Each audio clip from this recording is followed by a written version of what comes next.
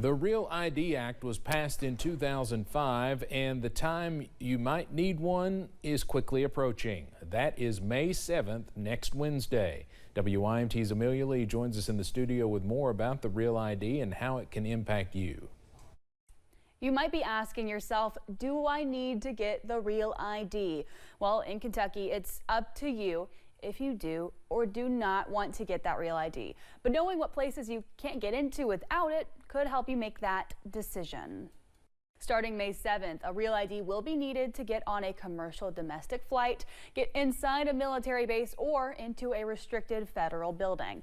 But officials tell me you can also use your passport or a military ID as an acceptable alternative, and your current ID will still be valid.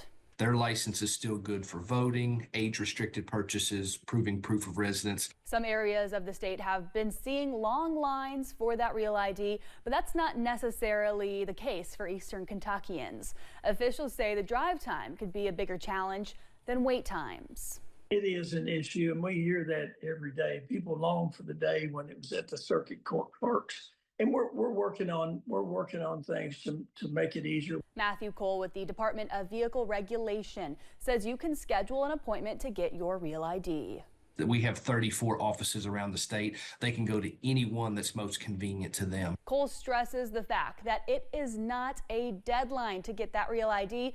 You will be able to get one after May 7th if you do choose to do so. But if they say, look, I'm not traveling anywhere in 2025, then you have time. You can get it later in the fall when things kind of quiet down, and then they're still taken care of.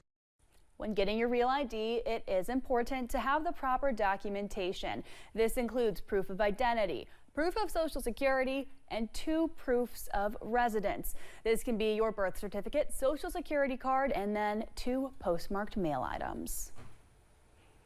All right, Amelia, thank you. Well, we have links related to the different types of alternatives to the Real ID and what you need to bring if you are getting a Real ID with this story on our website, WYMT.com, and the WYMT News app.